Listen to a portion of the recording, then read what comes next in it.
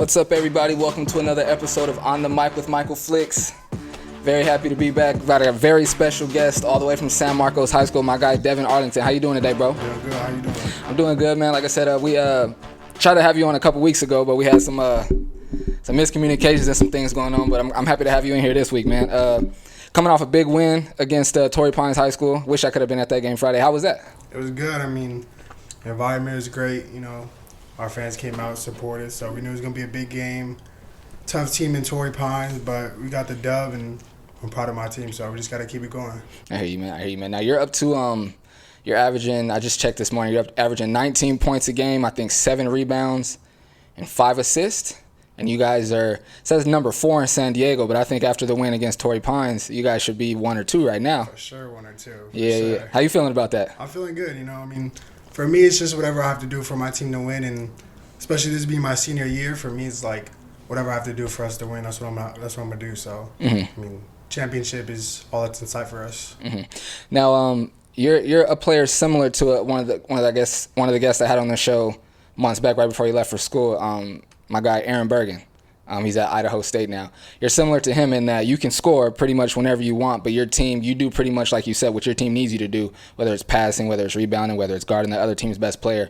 Have you always been that type of a player, or did you have to kind of grow into that? I mean, for me, it's like I feel like I can do everything. You know, I feel like I can score, I can pass, whatever the team needs. So for me, like I said, it's all about winning. So whatever I have to do at that time, you know, different game may need different things. So I'm always up for whatever my team needs, and that's what I'm gonna do for us to win. You know. I hear you. And it shows, man. I think you're at like 3 or 4 triple doubles already this season in 6 games. So it's pretty apparent that you do everything on the floor. Now, my first time seeing you play, I want to say it was at Christian High School at a middle school showcase when you were in 7th grade. I think you were I might have been Cream. Eighth grade. And I remember seeing you. I'm like, this kid can do a little bit of everything. And then the thing that actually, before I don't know how he feels about me saying this, but before I saw you, I heard your dad. Like, I heard your dad. He's always courtside going hard. Hey, I tell people all the time, man. When my kids are old enough to play, I'm gonna be like your dad, front row, loud, everything. I'm gonna be doing that too. But see, before I saw you, I heard your dad, and I'm like, who is this dude over here yelling? I go and watch, and I watch you play, and I'm like, oh, okay. So yeah, How is that? How is that having a dad that's out every game, front row, loud and proud? I mean, it's great. Obviously, sometimes it's a little hectic, but I mean, he's always there for me for everything. You know, I couldn't be the position I am right now, like, you know, with my future and everything, what I have without him. So, I mean, it's just great to have him. You know. And speaking back to that Cream of the County thing, because that was like, it wasn't the actual Cream of the County. It was like an open run. Yeah. It's like for the middle schoolers or something like that. And then, because I didn't live in San Diego at the time, so that was pretty much my first appearance here in San Diego. And then, that was my first appearance in San Diego, and then from there, that's where it all jumped off, and I moved here my freshman year, and then here I am now. So where were you living at the time? Inland Empire, so Eastvale, Corona, all through there. Gotcha. What was it? Basketball that moved you to San Diego? Or was just basketball, a lot nicer area. So okay. Yeah. So good transition. Now, like I said, that was 8th grade. My first time seeing you play. When did you start playing basketball? I started when I was 5, 6. Okay, so your whole life then. Yeah, started getting serious, really serious around 8 or 9, and then just jumped off from there. Got you. Now, doing a little bit of homework on you and your family. Actually, I found out that your dad was a kickboxer. Yeah. Were you ever into any martial arts or anything, or was it always just basketball for you? I mean, I've always been interested in fighting. I never got too serious in that, nothing like that. But you know, it's always been something I like to do. But you know, nothing too serious. You know. I hear it. I'm gonna have to tap in with your dad, man. I've been a big boxing fan for I want to say the last 6 years now. But all growing up, I've always wanted to box. I think when I was younger, I was too into football and into basketball and a little bit of skateboarding to really take time away from that. But I've always been interested. And now that I'm older, I wish I did boxing. I want to do some training and get into it now. So I'm gonna have to tap in with your dad about that. For sure. Now let's get back into basketball. Now you say you started playing at age 5. How old were you when you knew hey, I'm pretty good at this. I could probably do something with this. I would say probably around. So I started my rec leagues at I would say 7 or 8 or so. I think 8, and then few rec leagues started the YMCA, did a few of those, and then around 9 or 10, I went to my first travel ball team, Corona Lakers. Okay. And then, I mean, from there, like I was a little step behind from there too, because I thought I was pretty good, and I went there, and then there's a lot of guys better than me and stuff, and then I started improving a lot. You know, my dad started working with me a lot, and then, you know, from there it just jumped off. And I would say, like, ever since I joined like my first like travel ball team, then from there it just jumped off, and I felt like I could really do something, you know. Mm-hmm. Now, what was it that made you say, like, all right, we gotta find some more competition, or was it just, were you just looking for more places to play, or were you like dominating the YMCA leagues and he was like, I need a better team to play for? It was my dad. It was my dad. He was, because I was dominating like those rec leagues, and then he was like, okay, we got to step up, and then went to it was like the Corona Lakers at the time, because they're not a team anymore, but at the time they were pretty good. They were like a little powerhouse team, like in the Inland Empire for travel ball, especially for little kids. So, you know, it put me over there, and then, you know, that just made me improve so much, and then that led to so many other things. Now, see, I used to have the belief that, not the belief, but I used to feel like kids should play in both leagues. You should play travel ball, obviously, because that's where you're going to get better, where you're going to meet more people, meet potential trainers that you can work with and things like that. But I also feel like at the time, do I still feel that way? But anyway, I used to feel like kids should play there, but also play in the YMCA leagues to continue to keep the confidence high. But I mean, at the same time, it's like, if I know I'm supposed to be playing there and I'm dominating these kids, what does it really do for confidence? But I know for me at the time, and I was never a player like you that was like the best on my AAU team and recruited and stuff like that. But I did play AAU. Shout out to Fred and shout out to Fred and the Rough Riders out in Escondido. But I played AAU, but I also played in the rec leagues as well, because I mean, I played AAU and I was one of the better players on my team. Like, I was the starting point guard. Yeah. But I probably averaged like 7 points a game for my AAU. But when I played rec league, it was 30. Like 25. You know what I'm saying? So I definitely played both. And then for me, football was always my main sport. So when I played basketball and I'm in the game, I'm playing all game and only scoring 7 points. I'm like, it's kind of messing with my confidence. And my dad was like, well, let's keep playing in this league. And so I played in that league, and I would score 25 over there and score 7 over here. So I felt like I got a good balance of both. Yeah, but the more I say it and the more I think about it, I'm thinking just the way the sport has grown and just how athletes train, it'd probably be counterproductive to play in a league where you can dominate. So there's so many like AAU teams, and there's so many different divisions, A, B, C, D, and so many different teams. I mean, really, like, I feel like rec leagues, obviously, they're still a thing, but I feel like little by little, they're going to start going away little by little, because AAU teams, there's so many, I mean, so many age groups. I mean, you see, like, these big camps, too. Like, they start at, like 7 years old now? I mean, so it's just, basketball is growing, especially AAU all over the country. For sure. I think they'll always still have their place, because there's always going to be kids that, well, before you get to the kids, there's always going to be parents that don't want to, it sounds the way it sounds, but it's true. There's always going to be parents that don't want to pay that AAU money, and that feel like their kids aren't good enough to play there. And for them, it's not that serious. It's just some athletics, some cardio, something for my kid to get out of the house on the weekend. So I feel like the rec leagues and like the YMCA leagues will always have their place. For sure. Now, when you guys moved from the Inland Empire, you moved straight to San Marcos? Yep, San Marcos. Okay, so it was never like a question of what school you were going to play for or anything like that? Nah, it was, straight to San Marcos. Obviously talking to Coach Charlie, the GamePoint director. He helped me, got me into the right position, and then started to talk to Coach Dante for San Marcos, building relationships, some trust, and then went there, and then obviously it was working out great. So right. I remember. I'm of course much older than you. I graduated high school in 2006. When I was in high school, I want to say my junior year was the first year Mission Hills was open. Oh, really? Yeah. So I think 05 was their first ever graduating class. Yeah. And so like San Marcos was like a marginally good team before Mission Hills opened. But when Mission Hills opened, San Marcos like was trashing everything. The football team went to the bottom of the league. Basketball went to the bottom of the league. And then slowly it built back up. I want to say they started to get good a little before Johnny McWilliams played there. But then obviously once he got there, he's one of the best players in San Diego, and he helped the football and the basketball team be really good. For sure. But it was just interesting to watch how they were like decent and then trash, and then now they're like back at the top of the heap. It's interesting to watch. What's been your biggest high school basketball moment so far? I mean, obviously this season isn't over. It's your senior year. You could win a championship. You never know. But up to this point, what do you think has been like your highest moment? Like in game, or like what do we mean by moment? I don't know. You answer how you feel.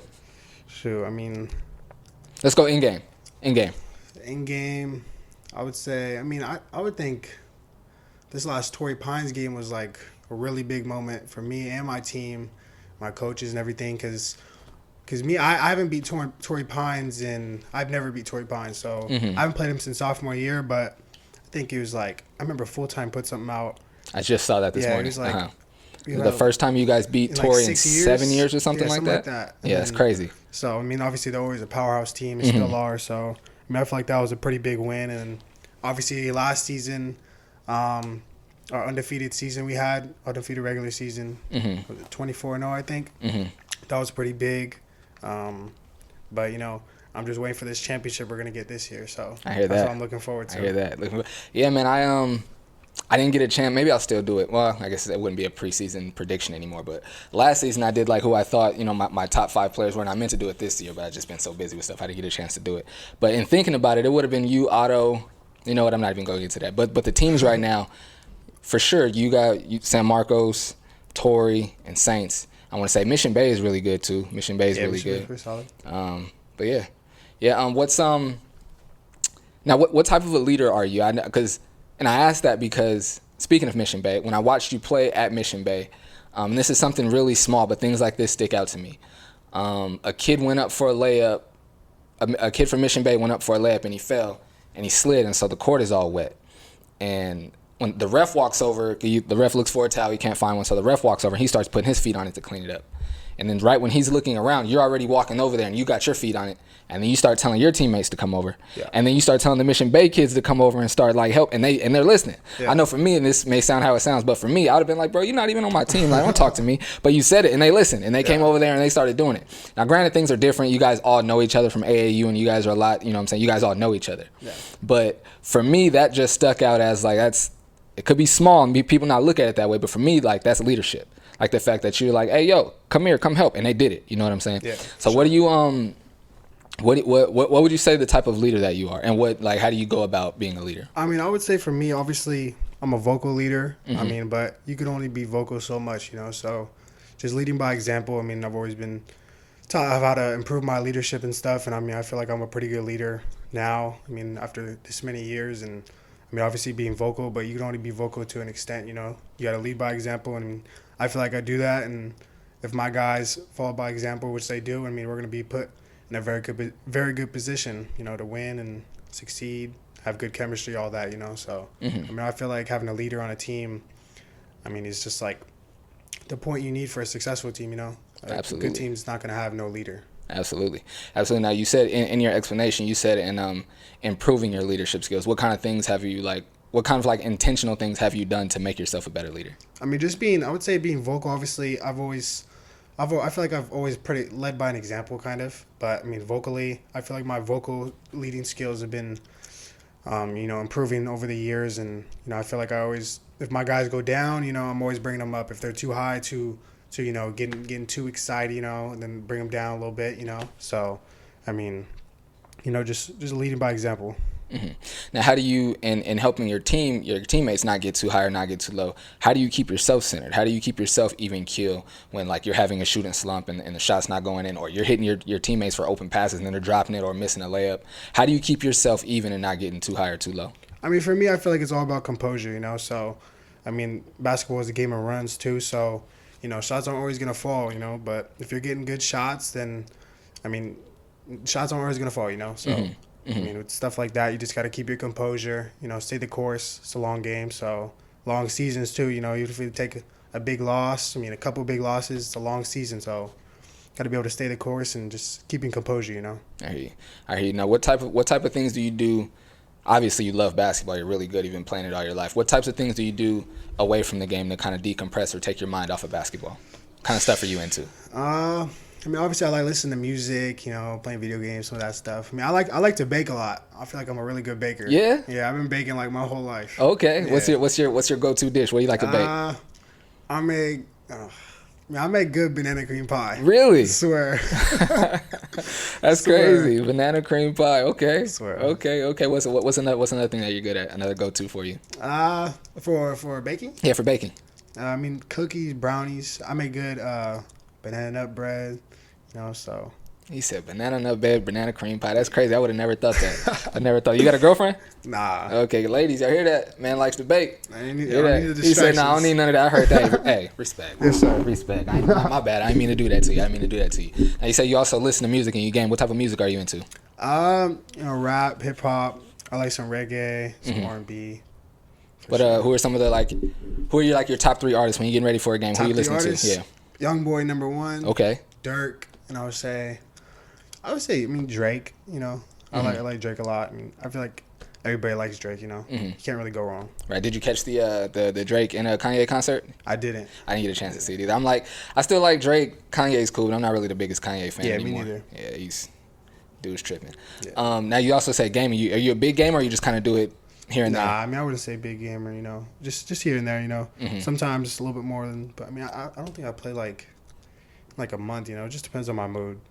So, bro, I don't think I've played a video game. I don't think I've played a video game in 3 years, bro. Really? Really.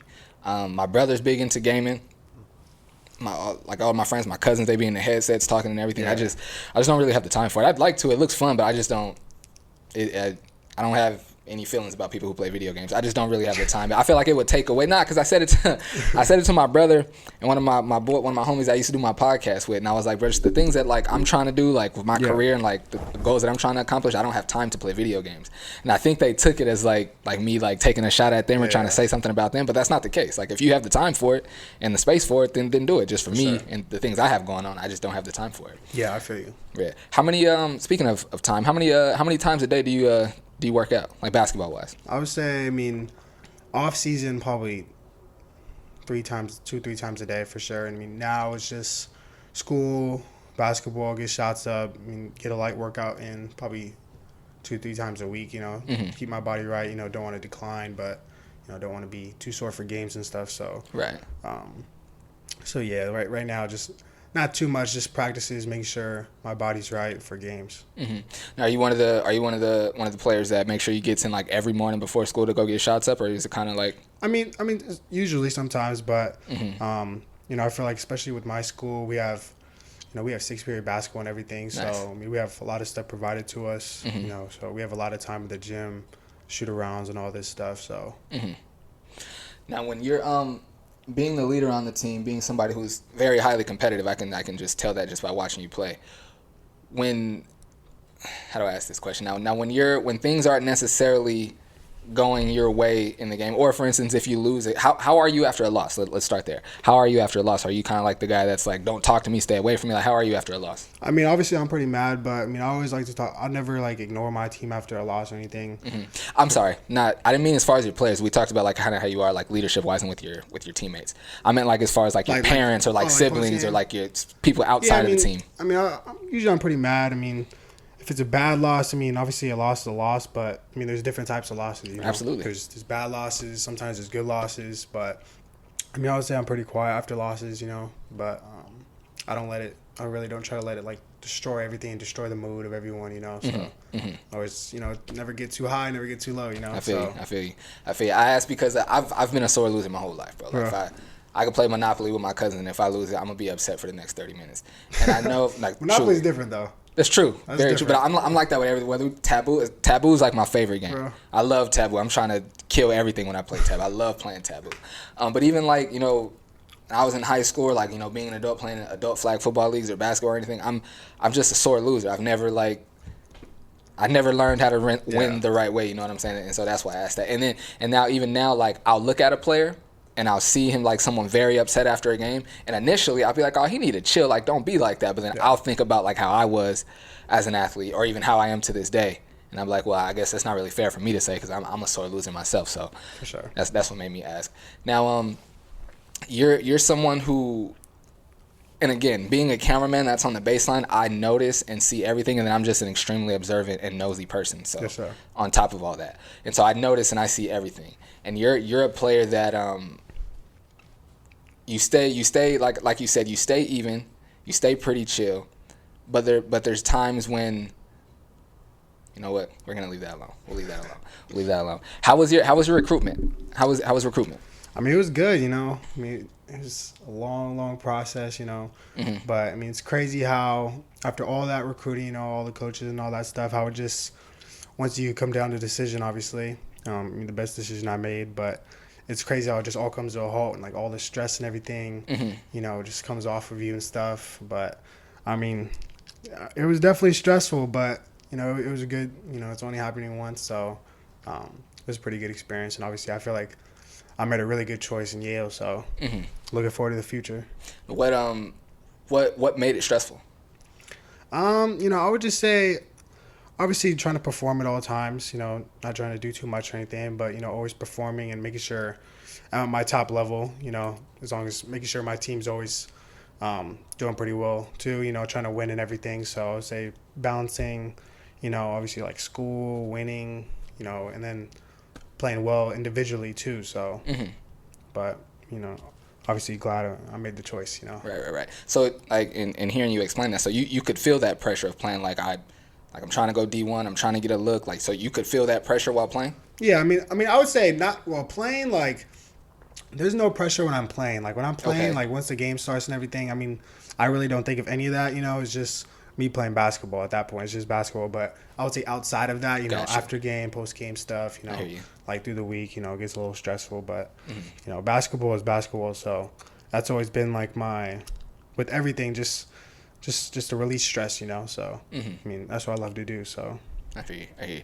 Now, I feel like I know the answer to this question, but I'll go ahead and ask it already. Now, you chose one of the top, academic schools in the country and going to Yale. Yes, sir. What all went into your decision to go to Yale?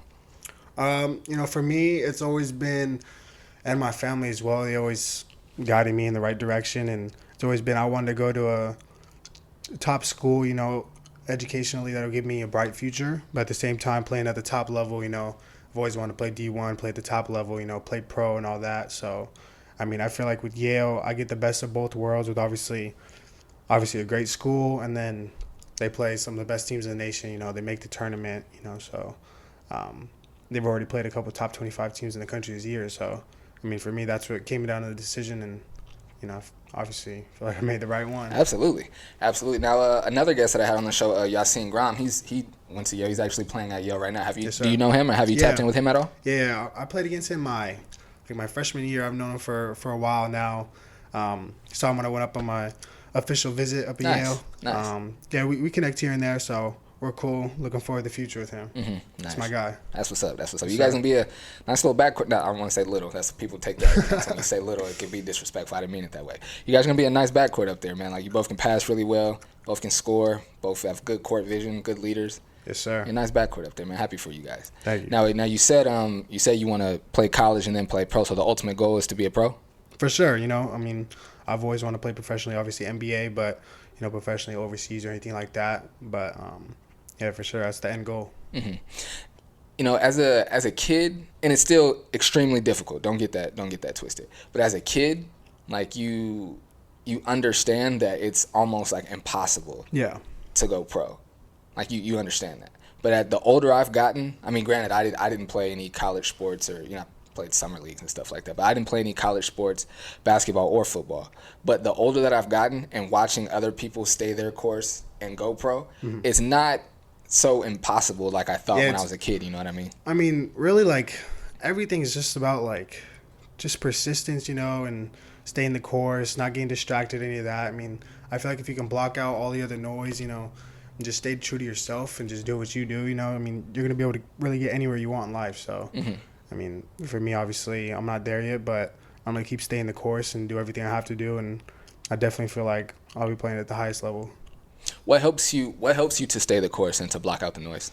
I would just say looking at the future. I mean, obviously, I want to provide for my family to get older. I mean, I want to do all that, help people out and stuff. So I would just say looking for the future and looking forward to what I can do, like, then with the dreams I have. So that just helps me stay the course. You know, I just want to have a bright future.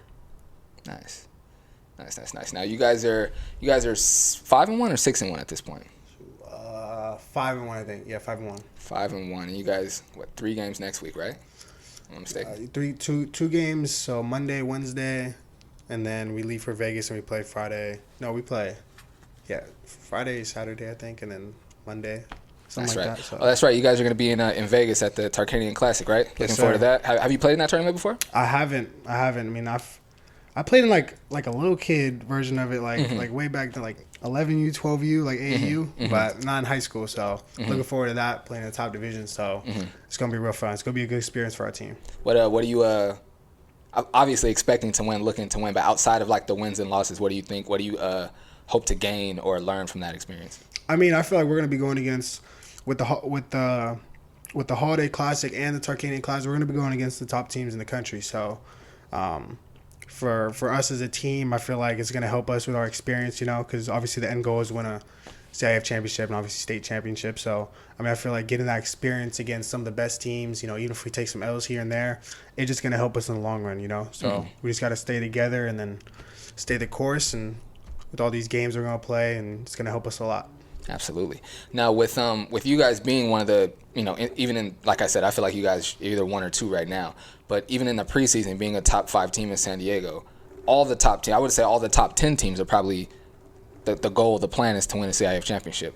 But you mentioned state championship. Is that something that you guys are looking forward to already? Something like a goal that you as a team have already set? For sure. I mean, it's always one step at a time. So, I mean, first, Absolutely. I mean, obviously it's league championship and then CIF championship. So we just got to take it one step at a time. I feel like if we stay together and we keep playing as a team, we all do what we're supposed to do. I lead my team. I feel like we can get to those places. So, I hear you, man. Now, who is if what do you think would be 3 words that your teammates will use to describe you? 3 words my teammates use to describe me. I would say a leader first. Okay. Leader. I mean, I would say I'm pretty goofy, so goofy, funny, whatever you want to call it. And so third, I would just say just tough, just tough, like with everything, tough-minded, all that stuff, Yeah, I would say those are the 3. Where does being tough-minded come from?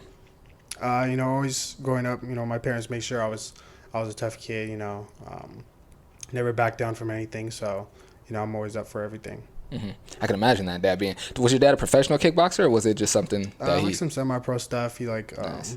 Did some stuff here and there, so I don't know too much about it, but I know he could throw some hands and stuff. Yeah, for sure. I asked, I could imagine, Dad being, a semi-pro kickboxer. I could imagine. He's like, bro, you're not afraid of anybody? Afraid of what? For what? I mean, that's interesting. I think that was all I have for you, man. I'm not gonna be lie. I forgot one of my questions, but it's all good. I think that was all I have for you, man. Anything else? Anything else you want to say? Anybody you want to shout out or anything like that? No, nothing, man. I appreciate you having me. I'm looking forward for the future. Absolutely. Like I said, I appreciate you coming, man. Like I said, I had you come out, I think 2 weeks ago, and came all the way out here from San Marcos, and we were able to get the interview. And I apologize again for that. It's all good. We were able to get it done this week, man. I appreciate you pulling up one more time, yes, man. Sir. Yes, sir. Thank bro. You, man. Appreciate you. Absolutely. My pleasure. It's been another episode of On the Mic with Michael Flix. I appreciate y'all tapping in, man. Until next time.